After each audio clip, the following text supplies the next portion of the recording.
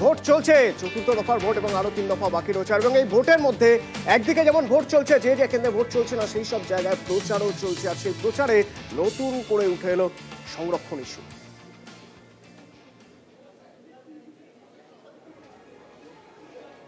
মোদি মমতা বাকযুদ্ধ,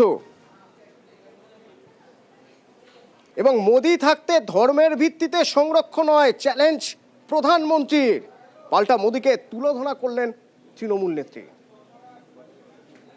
तुष्टीकरण में डूबा कांग्रेस, टीएमसी, लेप, ये सब चट्टे बट्टे अब एक और साजिश रच रहा है।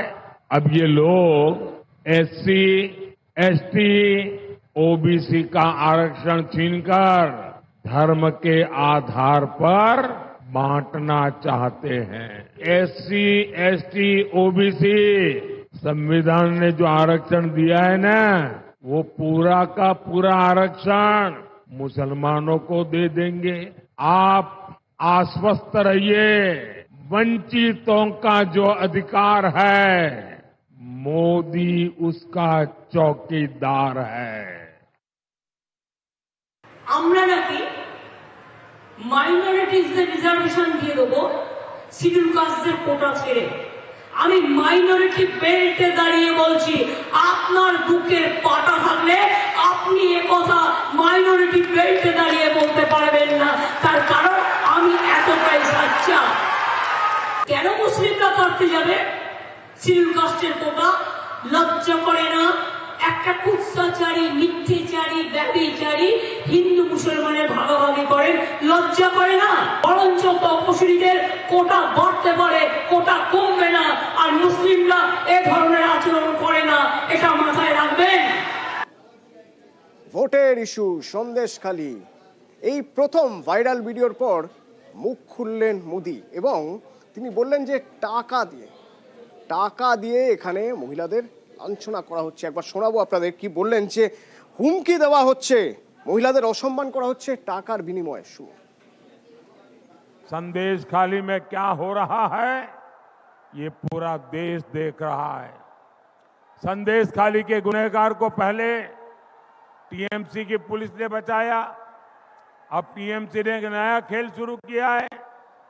टीएमसी के गुंडे संदेशखाली बहनों को डरा रहे हैं, धमका रहे हैं, सिर्फ इसे कि अत्याचारी का नाम शाहजहां शेख है। उसके घर से बम बंदूक निकल रहे हैं, लेकिन वोट बैंक को खुश करने के लिए टीएमसी उसको क्लीन चिट दिलवाने में जुटी है। পাল্টা নিশানা মমতা বন্দ্যোপাধ্যায়। সন্দেশখালী মা বোনদের সম্মান কিভাবে নষ্ট করেছেন টাকার বিনিময়ে? লজ্জা করে না? যে মা বোনদের হেয় করে, অসম্মান করে, তার মুখ দিয়ে বড় বড় কথা শুনবার জন্য আমরা তৈরি নই।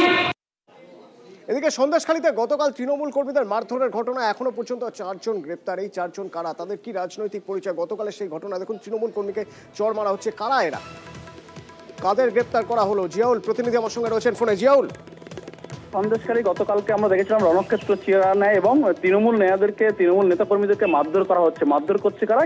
গ্রামের মানুষ এবং অন্যদিকে হচ্ছে বিজেপি নেতারা। এবং তার সেই অভিযোগই কিন্তু সন্দেশখালী থানায় একটি অভিযোগ দায়ের হয়। সেই অভিযোগের ভিত্তিতে এখনো পর্যন্ত উৎপল মাইতি, সুকুমার মণ্ডল যারা হচ্ছে বিজেপি নেতা এবং আরো এক গীতা বর মহিলা নেত্রী, তাকেও গ্রেপ্তার করেছে। মোট এখনো পর্যন্ত সন্দেশখালী থানার পুলিশ 4 জনকে গ্রেপ্তার করেছে। আজকে তাদেরকে বসিরহাট আদালতে তোলা হবে। মূলত গত বেশ কয়েকদিন দেখছি ভাইরাল ভিডিও, সেই ভাইরাল ভিডিও নেই এবং অর্থের বিনিময়ে এই টাকা দিয়ে এই ভাইরাল ভিডিও করা হচ্ছে, এমনটাই অভিযোগ তুলে বিজেপির কর্মী সমর্থকরা সন্দেশখালী থানায় ঘেরাও করে। সেই সময় কিন্তু তার পাশেই কিন্তু একেবারে বিধায়কের নেতৃত্বে, সুকুমার মাহাতোর নেতৃত্বে সেখানেও কিন্তু তারা রাজনৈতিক বৈঠক করছিলেন। সেই সময় বিজেপি নেতাকর্মীরা গিয়ে একেবারেই শাসক দলের নেতা এবং কর্মীদেরকে মারধর করে, এমনটাই অভিযোগ। সেই মারধরের ঘটনা একেবারে ক্যামেরার সামনেই কিন্তু মারধরের ঘটনা ঘটে। তারপরে কিন্তু সন্দেশখালী থানায় অভিযোগ হয়। সেই অভিযোগের ভিত্তিতে এখনো পর্যন্ত 2 জন বিজেপি নেতা, একজন বিজেপি নেত্রী এবং আরো একজন বিজেপি সমর্থক, মোট 4 জনকে গ্রেপ্তার করেছে। তাদেরকে আজকে বসিরহাট আদালতে তোলা হবে। ধন্যবাদ। গতকালের এই ছবির কথা আমরা বলছিলাম, গতকালের এই ঘটনা, কেন এই ঘটনা, গতকালের এই ঘটনার পিছনে কারণ কি? তাহলে কি ভাইরালের পাল্টা হামলা? প্রশ্ন উঠছে।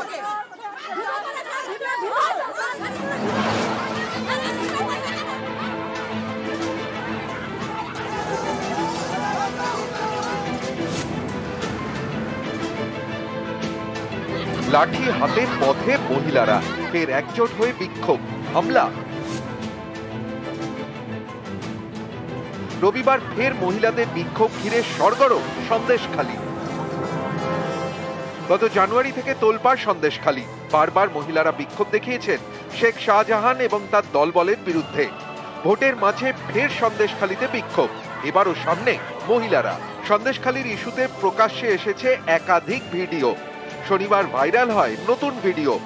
এই এখন যখনই ভিডিও ঢুকছে, এসডিও ঢুকছে, এমএলএ মন্ত্রীরা আসছে, এই সময় কিন্তু এদেরকে বাজে কিছু না, কিন্তু ঘিরে ধরে বিক্ষোভ। এতদিন আপনারা আসেননি কেন? ছোট নেতা বড় নেতা যে ঢুকবে এটা ঘিরে ধরে কিন্তু কনস্ট্যান্ট এটা চলতে থাকে। ভাইরাল ভিডিওয় আন্দোলনের রূপরেখা নিয়ে আলোচনা। এ নিয়ে বিজেপির বিরুদ্ধে সুর চড়িয়েছে তৃণমূল। এবার পাল্টা পথে বিজেপি। প্রথমে থানার সামনে বিক্ষোভ, তারপর তৃণমূল নেতার বাড়িতে হামলা। তৃণমূল বিধায়কের সামনেই ঘাসফুলের নেতা কর্মীদের মারধর।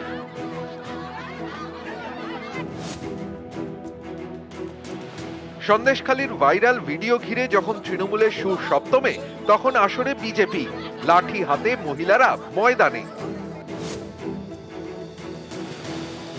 সন্দেশখালী থানার সামনে বিক্ষোভ দেখায় বিজেপি। বিক্ষোভে সামিল বসিরহাটের বিজেপি প্রার্থী রেখা পাত্র। আমার মারে চালিয়ে যাচ্ছে। আজকে জেলাকালীতে একজন কর্মীর বাড়িতে গিয়ে সে বাড়িতে ছিল না। রাজ্য পুলিশ গেছে আন পোশাকে, সিভিল ড্রেসে যায়নি, তারা পোশাক নর্মাল পোশাক পরে গিয়ে তাদের দরজায় লাথি মেরেছে। একদিকে সন্দেশখালী থানার সামনে বিজেপির বিক্ষোভে রেখা পাত্র, আরেকদিকে থানার কাছেই তৃণমূল নেতা দিলীপ মল্লিকের বাড়িতে তখন স্থানীয় বিধায়ক সুকুমার মাহাতো। নেতা কর্মীদের নিয়ে বৈঠক করছিলেন তৃণমূল বিধায়ক।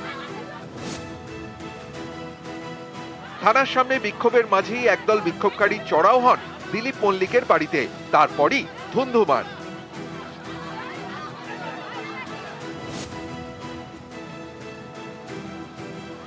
অনেকেরই প্রশ্ন, রবিবারের হামলা কি পূর্ব পরিকল্পিত? কারণ এদিন বসিরহাট উত্তর বিধানসভা এলাকায় কর্মসূচি ছিল বসিরহাটের বিজেপি প্রার্থী রেখা পাত্রর। সেই কর্মসূচি বাতিল করে দুপুরে সন্দেশখালীতে যান রেখা, দলীয় কর্মীদের সঙ্গে থানার সামনে বসে বিক্ষোভ দেখান।